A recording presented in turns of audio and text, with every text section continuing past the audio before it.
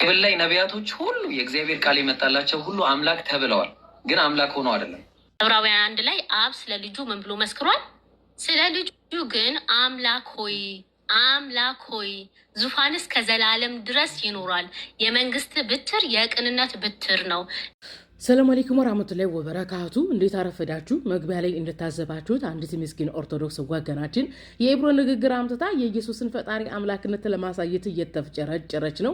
ነገር ግን ኢብሮ የራሱን የኢየሱስን ንግግር አምጥቶ ነው የተናገረው። ሁላችሁም እንደምታውቁት አይሁዶች ኢየሱስን ነብይ ነው ብለው አይቀበሉም። ነብይ ነው ብለው ስለማይቀበሉት ኢየሱስ ምን አላቸው? የእግዚአብሔር ቃል የሚመጣላቸው አይሁዶችን እስራኤላውያኖችን አማልክት ብላችሁ ትቀበላላችሁ፣ እኔም የእግዚአብሔር ቃል የሚመጣልኝ ነኝና አማልክት አድርጋችሁ ነብይ አድርጋችሁ ተቀበሉኝ እያለ እየነገራቸው ነው። ተግባብተናል። ነገር ግን በቀሳውስትና በመነኮሳት ኢየሱስን ፈጣሪ አድርጋችሁ ያዙ ተብሎ የተፈረደባቸው ምስኪኖች የጸጋ አምላክና የባህሪ አምላክ ብለው ይከፋፍላሉ። መጽሐፍ ቅዱስ ላይ ያሉ ነብያት አማልክት ሲባሉ የከሌ ነብይ የጸጋ አምላክ ነው፣ የከሌ ነብይ የባህሪ አምላክ ነው ተብሎ አልተከፈለም። የእግዚአብሔር ቃል የሚመጣለት በሙሉ ሰውም ሆነ መላእክት ምንድነው? አማልክት ተብሎ ይጠራል። ኦኬ፣ መላእክቶችም ነቢያቶችም አማልክት ናቸው። ለዚህም ነው ጳውሎስ አንደኛ ቆሮንቶስ ምዕራፍ 8 ከቁጥር 4 እስከ 6 ያለውን ስታነቡ በምድርና በሰማይ አማልክቶች አሉ አለ።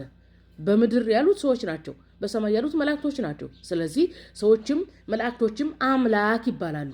ኢየሱስም እንደዛ ነኝ እያለ እየተናገረ ነው እንጂ የጸጋና የባህሪ ተብሎ አልተከፋፈለም። ሲቀጥል ኢየሱስ ራሱ እኮ የእግዚአብሔር ጸጋ ነው። ጳውሎስ ለቲቶ በላከው ደብዳቤ ምዕራፍ 2 ቁጥር 11 ላይ ኢየሱስ የእግዚአብሔር ጸጋ ተብሏል። ስለዚህ የኢየሱስ አምላክነት የጸጋ አምላክነት ነው ማለት ነው። በጣም ያሳቀኝና ይህን ቪዲዮ እንድሰራ ያደረገኝ ዋናው ነጥብ ግን እዚህ ጋር ነው። እንግዲህ ኢየሱስን ፈጣሪ አምላክ እግዚአብሔር ነው ለማለት የሚያመጡት መረጃ የሥላሴ ዶክትሪን አማኞች የዕብራውያን መልእክት ምዕራፍ 1 ቁጥር 8 ነው። እዚህ ላይ ግን ዕብራውያን መልእክት ምዕራፍ 1 ቁጥር 8 ላይ ያለው ቃሉ የመጣው ከመዝሙረ ዳዊት ነው። ይኸውላችሁ እዚህ ጋር በኮቴሽን ተቀምጧል። በአማርኛ ቋንቋ ስርዓተ ነጥብ ራሱን የቻለ ዋጋ አለው። ስርዓተ ነጥብ የሚያገለግለው ለምንድን ነው? የመልእክት መደበላለቅ እንዳይመጣ መልእክትን ለመነጣጠል ነው። ስለዚህ ትምህርተ ጥቅስ በአማርኛ ወይም በእንግሊዝኛ ኮቴሽን ማርክ የሚያገለግለው ሀሳቡ ከሌላ ቦታ የመጣ እንደሆነ ሊያመለክት ነው። በመሆኑም የዕብራውያን መልእክት ምዕራፍ 1 ቁጥር 8 ላይ ስለ ልጁ ግን እንዲህ ይላልና በድርብ ሰረዝ ከዘጋው በኋላ በትምህርተ ጥቅስ ከፍቶ አምላክ ሆይ ዙፋንህ ከዘላለም እስከ ዘላለም ጸንቶ ይኖራል ተብሏል። ይህ የመጣው ከመዝሙረ ዳዊት ነው። መዝሙረ ዳዊት ላይ ዙፋንህ ከዘላለም ጸንቶ ይኖራል የተባለው እግዚአብሔር አብ ነው። ኢየሱስ ከዘላለም እስከ ዘላለም የሆነ ዙፋን የለውም። እግዚአብሔር ለኢየሱስ ዙፋናትን፣ ኃይላትን፣ ስልጣናትን ፈጠረለት እንጂ ኢየሱስ ከጥንት የሆነ ከዘላለም የሆነ ዙፋን የለውም። እዚህ ጋር ይላል አምላክ ሆይ ዙፋንህ ከዘላለም እስከ ዘላለም ጸንቶ ይኖራል ይላል። መጽሐፍ ቅዱስ ላይ እግዚአብሔር አንተ ከዘላለም እስከ ዘላለም ነህ ተብሏል። የእግዚአብሔር ዙፋን ከዘላለም ነው ተብሏል። ተግባብተናል። ስለዚህ እዚህ ጋር የመጣው ከመዝሙረ ዳዊት የመጣ ነው። መዝሙረ ዳዊት ላይ የሚያወራው ስለ እግዚአብሔር ነው። ኢየሱስ ደግሞ እግዚአብሔር እንዳልሆነ ከአሁን በፊት በተደጋጋሚ አስተምሬያቸዋለሁ። ራሱ ኢየሱስ በዮሐንስ ወንጌል ምዕራፍ 6 ቁጥር 27 ላይ አብ ብቻ እግዚአብሔር እንደሆነ አስተምሯል። ከሰማይ እንጀራ ያወረደው ሙሴ ነው የሚለው ምሳሌ ሲጠቅስ ማለት ነው።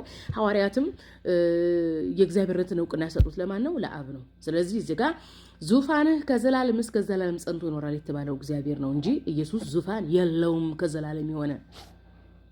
መዝሙር 93 ቁጥር 2 ላይ ዙፋንህ ከጥንት ጀምሮ የተዘጋጀ ነው፣ አንተ ከዘላለም ነህ ይላል። ማን ነው? እግዚአብሔር።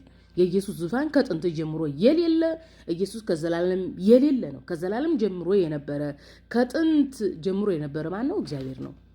ጳውሎስ ለገላትያ ሰዎች በላከው ደብዳቤ ላይ ገላትያ 1:5 ላይ ለአብ ከዘላለም እስከ ዘላለም ክብር ይሁን አሜን ይላል። ለኢየሱስ ከዘላለም እስከ ዘላለም የሚል አለ? የለም። ለወልድ ከዘላለም እስከ ዘላለም የሚል አለ? የለም። ለአብ ነው ከዘላለም እስከ ዘላለም የተባለው። ስለዚህ ከዘላለም እስከ ዘላለም ዙፋን ይኖራል የተባለው ማን ነው? አብ ነው። ኢየሱስ ከዘላለም የሆነ ዙፋን የለውም። ሲጀመር ኢየሱስ ከዘላለም የነበረም አልነበረም።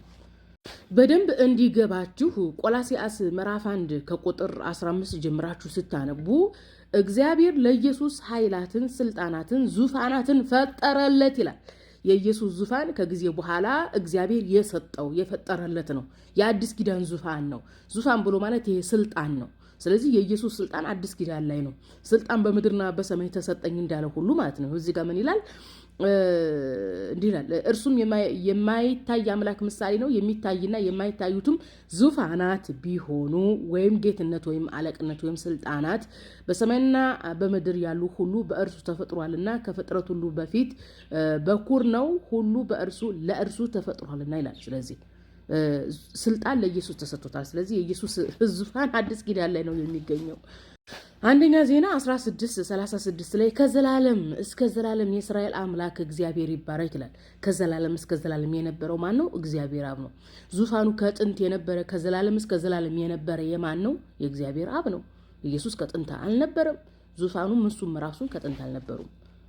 ኢየሱስ በራሱ አንደበት ነው እንግዲህ የእግዚአብሔር ቃል የሚመጣላቸውን አማልክት ትላላችሁ እኔንም አማልክት በሉኝ ያለው። ይኸው ዮሐንስ 10:35 ሌሎች ነቢያቶች አምላክ የተባሉት የጸጋ ነው ካሏችሁ ራሱ ኢየሱስ የእግዚአብሔር ጸጋ ነው። ቲቶ 2:11 ይኸው እዚህ ጋር ሰዎችና መላእክቶች አማልክት እንደሚባሉ አንደኛ ቆሮንቶስ 8:4-6 ያልኳችሁ ይሄ ነው። ነአም ጳውሎስ በደንብ አድርጎ ሲያስረዳ ሮሜ መልእክት ምዕራፍ 9 ከቁጥር 1 ጀምራችሁ ስታነቡ ለእስራኤላውያኖች አምላክ መሆንን፣ ጌትነትን፣ ይሄ ስልጣንን፣ ክብርን፣ ልጅ መሆንን ይሰጣቸዋል። ስለዚህ አከሌ የተባለ ነብይ አምላክ ነው፣ አከሌ የተባለ ነብይ ልጅ ነው ሲባል የእስራኤል አምላክ ነው እንግዲህ ልጅ ያደረገው አምላክ ያደረገው።